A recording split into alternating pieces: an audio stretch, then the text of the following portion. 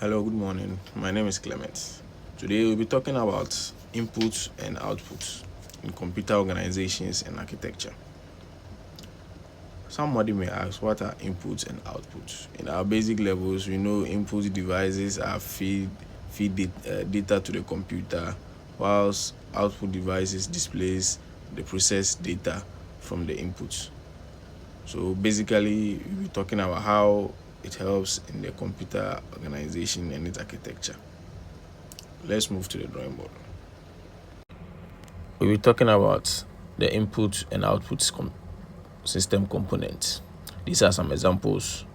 We also look at the types of input and output communications, and we look about the input and output addressing techniques,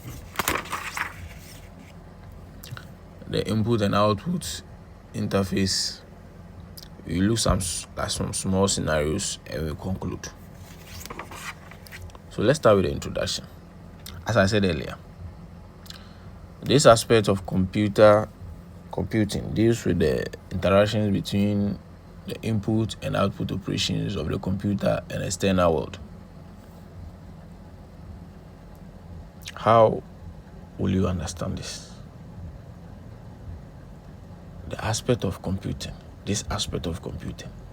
deals with the interactions between the input and output operations of the computer and the external world. As data is being fed to the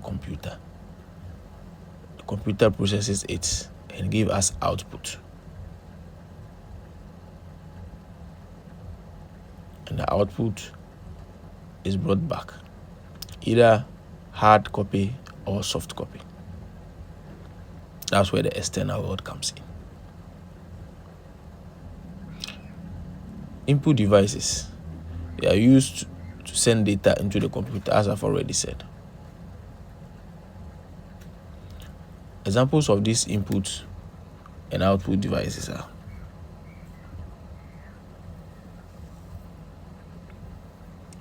you have the monitor, you have the printer, you have the speakers, you have the projector. All these are what? Output. But for input, we can say the keyboard, the microphone, and the likes. Let's go to the input and the output system.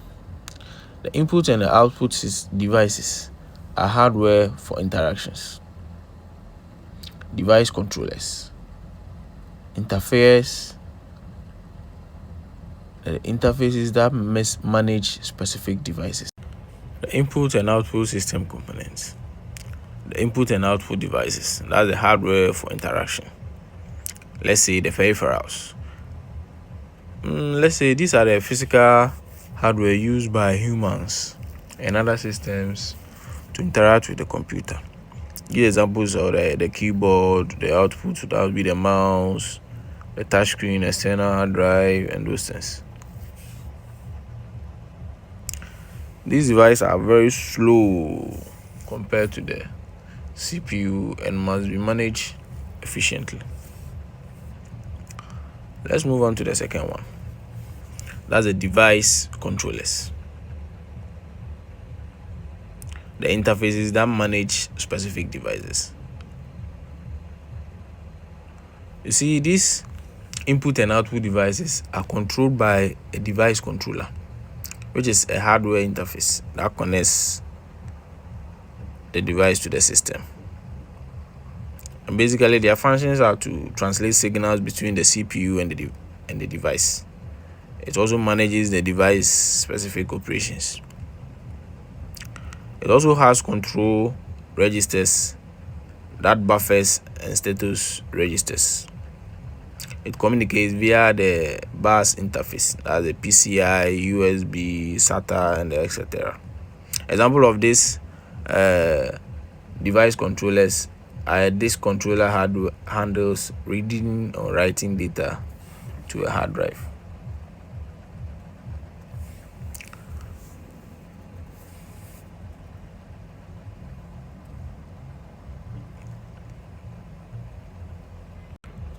Buffers are the temporary storage areas.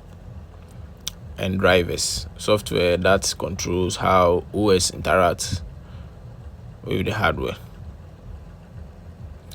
So basically, that's what I have for system components. Let's move on. We look at the types of input and output communications. You have the programmed input output. You have the interrupt driven input output. That's the device interrupt the CPU when ready. The direct memory access, the input and output device to transfer data directly to and from memory without CPU. Let's continue with the addressing techniques, input and output addressing techniques. Memory mapped. We've already talked about this memory mapped. The input and output devices use same addressing space as memory. Yes, we've done that already in previous videos that have been seen. The serial interface is for transfer of data bit by bit over a single channel.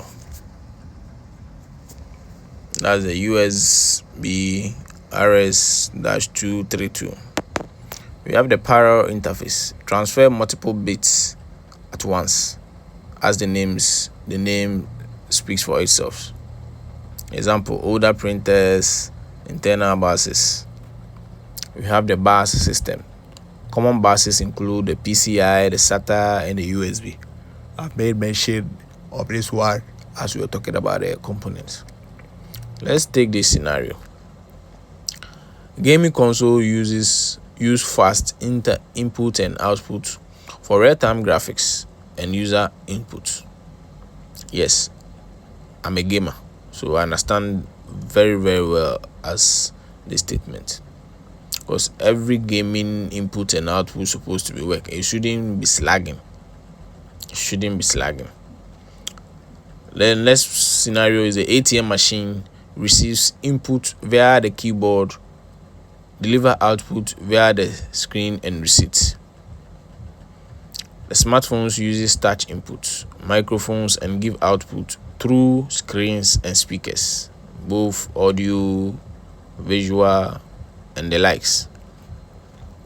So this comes to a conclusion of our input and output devices in communication, computer architecture, and organization. Input and output systems are essential for any functional computer. A well-designed input and output architecture enhances the efficiency and responsiveness of the entire system, enabling real-time interactions with internal devices and users. The conclusion of this summarizes everything that we've talked about. The long and short of this matter says input and output are very essential in computer organizations, because it will be very sad and very bad for you to be using a keyboard and a mouse that's very slagging. It will make your work very difficult. Or you using a screen and it cannot respond to whatever you feed the computer. It seems there's a problem elsewhere. So this here we bring an end to our input and output. Please subscribe to my channel. Stay tuned for the next update. Thank you.